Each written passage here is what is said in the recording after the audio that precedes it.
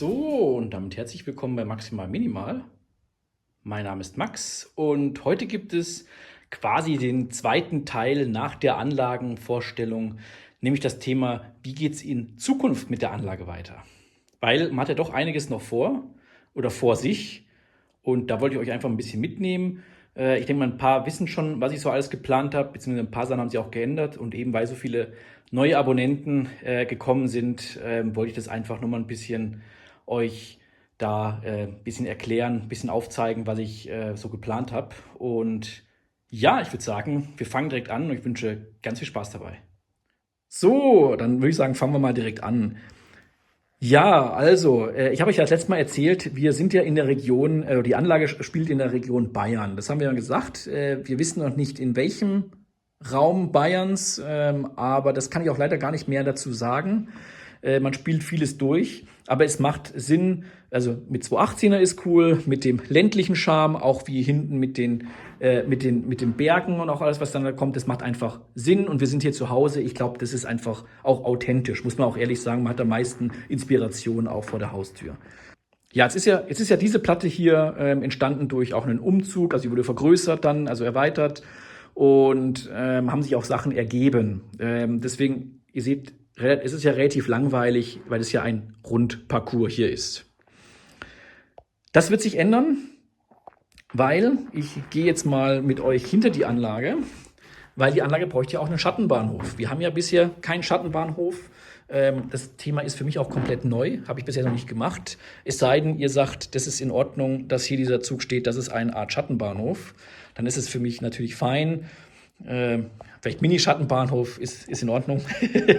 Aber ich werde in der Zukunft hier einmal einen Cut machen, irgendwo hier einen Cut machen und dieses ganze Brett quasi dann kippen und nach unten fahren lassen. Das heißt natürlich, dass man mit 2-3% Steigung oder Gefälle dann die Züge hier runterfahren lassen kann. Und dann kommt unten ein Gleiswendel hin und dann können hier jede Menge Züge abgestellt werden. Da freue ich mich drauf. Es wird nur sehr, sehr schwierig werden, weil natürlich die Anlage von der Planung her niemals für Schattenbahnhof oder ähnliches vorbereitet war. Ihr seht, das ist ja eine ganz einfache Konstruktion, diese Tischlerplatten, wo einfach dann die Platte aufliegt. Aber es gibt nur Lösungen und wahrscheinlich auch, dass man hier unten an die Decoder rankommt, weil der Arm ist relativ lang, aber ich glaube, wenn man dann wirklich in der Mitte irgendwas reparieren muss, dann wird es schwierig. Dass man aber entweder die Platten dann hier unten rausziehen kann vom Schattenbahnhof oder dann so stabil macht, dass man sich dann mit einem Art Schaumstoff auf diese Schienen draufsetzen kann aufs K-Gleis. Das K-Gleis ist relativ stabil, muss man dazu sagen, deswegen könnte es schon klappen. Da muss ich aber nochmal in mich gehen, da muss ich mich auch mit meinem Schreiner nochmal auseinandersetzen, wie man das am besten machen kann, ob man die wegnehmen kann, ob man, wie gesagt, das so stabil machen kann etc. Aber das ist auf jeden Fall geplant, weil so ein Rundparcours auf Dauer ist langweilig. Hat sich eben durch die Räumlichkeiten am Anfang so ergeben. Man möchte ja auch fahren, es bringt ja nichts, nur Pendelstrecken zu haben. Ich glaube, das ist eine coole Sache. Und ja, deswegen, dann haben wir nämlich hier, wenn dann unten nämlich ein Schattenbahnhof ist, dann können die Züge nämlich wenden, fahren dann hier hoch. Ihr seht, fahren dann hier durch den Bahnhof durch und können dann hier hoch auf diese Bergstrecke fahren, kommen dann da hinten lang und fahren dann hinten in den anderen Raum rein.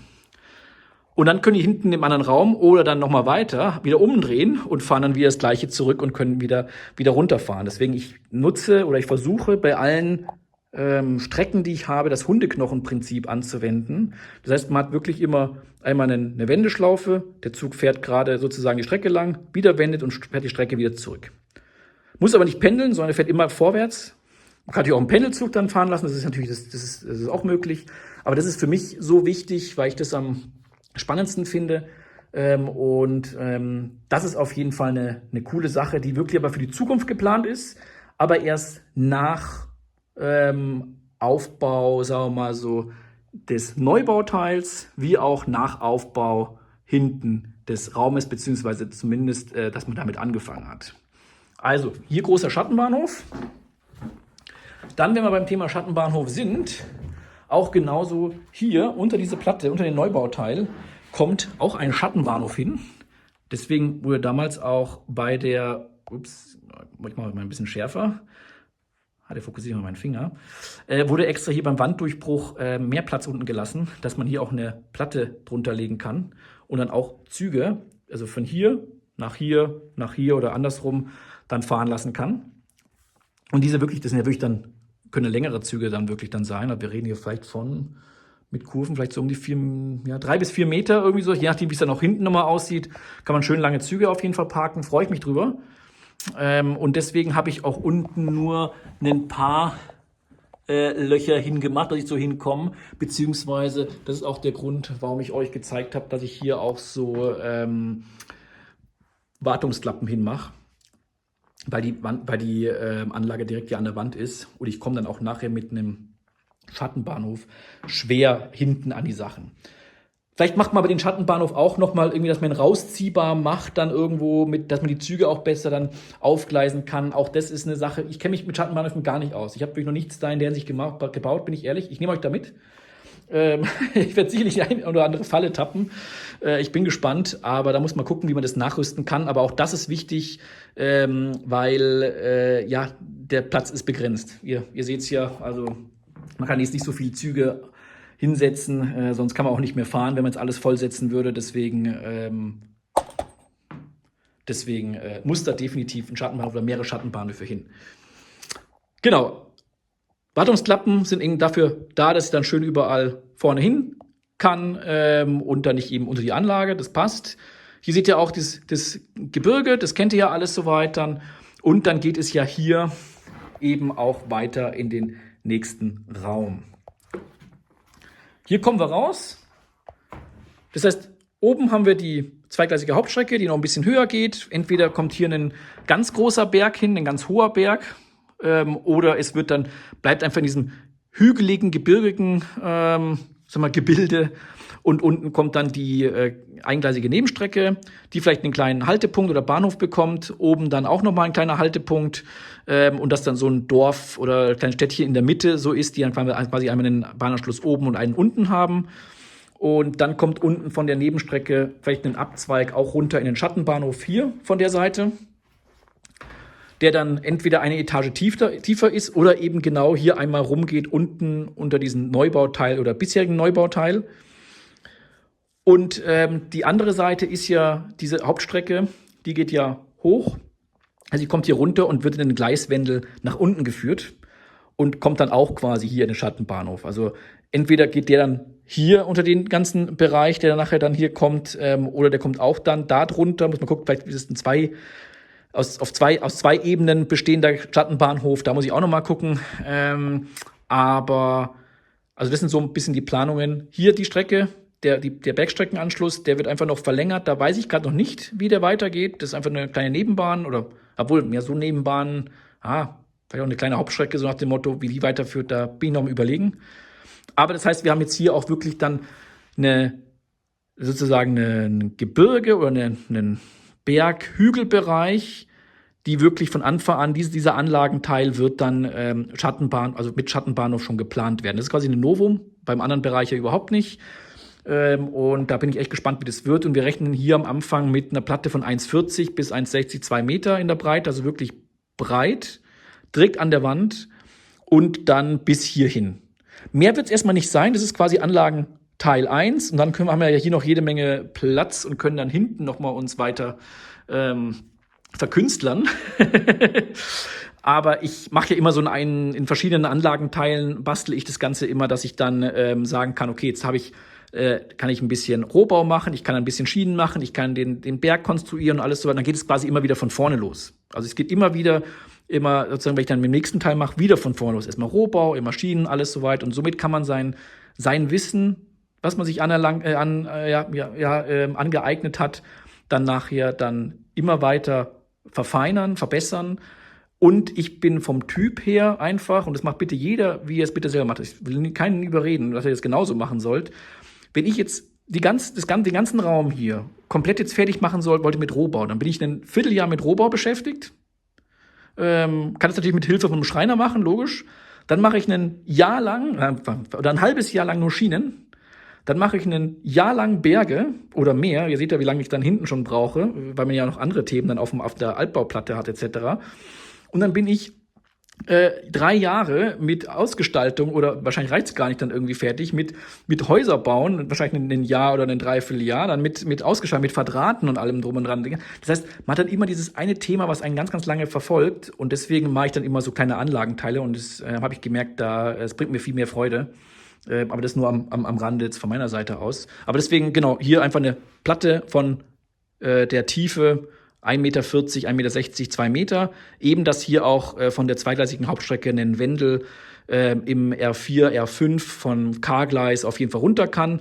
Oder sogar R5 und einen mit Flexgleis gestalteten R6er, dass man wirklich dann in der Mitte vielleicht sogar hoch kann. In dem Gleiswendel, dass man dann auch wirklich von unten der Anlage dann hoch oder rein kann, um dann auch, falls mal ein Zug entgleist, dann die auch wieder aufgleisen zu können. Und vielleicht gibt es dann auf der anderen Seite auch nochmal quasi eine Art Turm oder einen Ausguck, wo man dann auch nochmal, auch wenn man den Berg zum Beispiel bauen muss, man muss ja irgendwo hinkommen, weil es eben auch direkt an der Wand diese ganze Anlage dann ist, braucht man auf jeden Fall ein paar Zugänglichkeiten. Das ist jetzt mal so, wie ich es mir das vorgestellt habe. Ob es dann auch praktisch nachher so wird, ob es dann nochmal kompletten Umwurf des Plans gibt, kann ich gerade nicht sagen. Aber einfach, wir wollen dann hügelig bis bergig bleiben. Ich stelle mir das ganz cool vor, wenn so auf mehreren Ebenen so verschiedene Züge aneinander oder vorbeirauschen und auch ganz, ganz gemütlich. Und wie weit man hochgeht und ob es dann wirklich Richtung Schneegrenze oder sowas dann geht, da ist man auch noch ein bisschen am Rumspielen. Auf jeden Fall wird der Berg so hoch wie der andere, dass es dann das Loch verdeckt wird oder eben noch höher. Und ja, und was dann alles, ich gehe mal ein bisschen weiter hier und was dann von der Seite, was dann hier alles so kommt, das muss man noch weiter schauen, ob es dann ein bisschen flacher wird, ob es dann weiter hügeliger bleibt. Ich spiele dann mit einem Werksanschluss mal, dass man irgendwie so weiß nicht, Betonwerk, Sägewerk oder so Forstbetrieb sozusagen auf Waggons umgeladen wird. Was Stahlwerk wäre auch natürlich dann cool. Also es gibt dann wirklich so Industrieanschluss, wenn nicht verkehrt. Auch vielleicht nochmal mit einem Bahnhof oder sowas dann dazu, mit einem kleineren, wohlgemerkt. Klar, wenn man jetzt alles über den Haufen schmeißen möchte, könnte man auch hier einen Hauptbahnhof hinmachen. Irgendwo habe ich schon mal Bock drauf. Aber ich glaube, das ist jetzt hier einfach, ich würde gerne die Züge einfach in der Landschaft fahren lassen, dass sie auch Kilometer zurücklegen. Das ist so zum Beispiel jetzt erstmal der erste Plan. Und dann wird hier die Wand rausgenommen oder die hintere, da wo jetzt das Regal steht. Und dann hat man hier auch nochmal weiter Platz und muss dann ja auch noch zum Teil Räumlichkeiten renovieren. Wenn ihr die anderen Räumlichkeiten noch anschauen wollt, ich verlinke euch oben mal das Video vom Abonnenten-Special. Da habe ich euch mal gezeigt, wie alle Räumlichkeiten aussehen. Und da sind auf jeden Fall noch mal auch welche dabei, die man renovieren muss. Und vielleicht, dass man ganz hinten dann vielleicht den Hauptbahnhof oder sowas dann noch macht. Wäre auch auf jeden Fall eine coole Sache. Auch gerade mit ICE halt oder auch so als Endpunkt von den 218er Regionalzügen jetzt vom Altbauteil. Hätte auf jeden Fall was. Also das heißt, vom Zeitplan her ist für mich erstmal wichtig, hier der Neubauteil muss fertig. Da wird jetzt, ich weiß nicht, ich hoffe, ich schaffe es dieses Jahr jetzt noch. Ich wollte eigentlich komplett fertig sein, bin ich ehrlich. Aber dass ich das noch einpacke, dass ich das Gebirge fertig mache und alles einpacke, dass man das auch sieht, was für Berge das dann sind. Und dann im nächsten Jahr das alles fertig machen. Und dann kommt eben Rohbau. Ich denke mal, also jetzt neuer Plan, so ab Mitte nächsten Jahres Rohbau hierhin. Anschluss direkt an den bisherigen Neubauteil, eben mit Vorbereitung. Schattenbahnhof und alles, dass man die auch schon hinmacht, auch die Gleise, alles, was dann hinmacht. Und dann, wenn das steht, der Rohbau, dass man auch jetzt direkt dann quasi hier unten dann den Schattenbahnhof hinsetzt. Und dann kann man da auf jeden Fall weiterbauen. Und je nachdem, wie fortgeschritten es dann hier wird, ob man dann sagt, man macht dann relativ schnell, wenn man hier den Rohbau macht, auch gleich hier unten den Schattenbahnhof. Oder so macht es für mich gerade am meisten Sinn, dass man hier zumindest den einen Teil fertig macht oder den ganzen Raum fertig macht.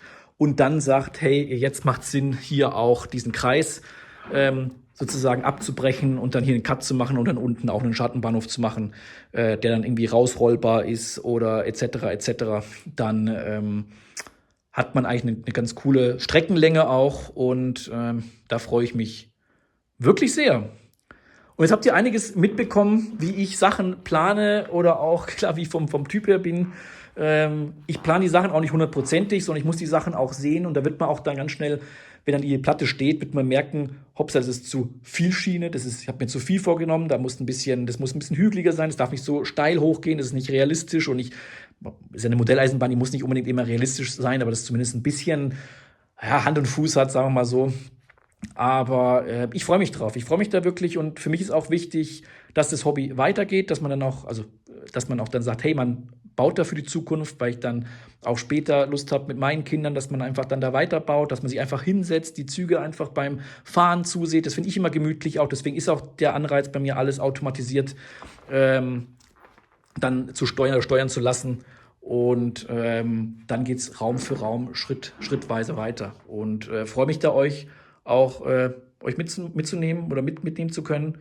Und dass ihr einfach wisst, das ist nicht eine Sache, sozusagen die Anlage ist jetzt hier fertiggestellt und dann hört der komische Max dann nachher mit dem YouTube-Kanal auf oder dann gibt es Fahrvideos. Nee, also es ist wirklich ganz, ganz viel geplant.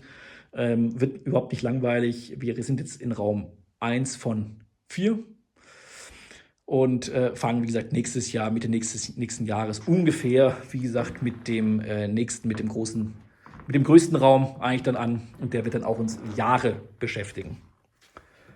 Super, wenn ihr noch irgendwelche Fragen habt, schreibt es gerne in die Kommentare. Es war jetzt heute viel Gerede, deswegen da tut mir leid, ich kann euch da gar nicht so viel zeigen, weil ich plane auch sehr rudimentär. Das wäre jetzt irgendwie doof, wenn ich da irgendwelche komischen Zeichnungen, auch die ich mal am Computer mal gemacht habe, euch da zeige, weil das verwirrt, glaube ich, nur. Deswegen, ich hoffe, ihr könnt euch das Ganze vorstellen. Sonst schreibt es mir gerne in die Kommentare. Kann auch sein, dass der ganze Plan nochmal komplett auf links gedreht wird, aber es sind einfach die Überlegungen, die man mit der Zeit dann hat. Und wie gesagt, freue mich da auf die Reise und wünsche euch aber erstmal noch einen ganz schönen MOBA-Sonntag. Lasst es euch gut gehen und ganz viel Spaß und bis zum nächsten Mal. Gell? Macht es gut, bis dahin, tschüss.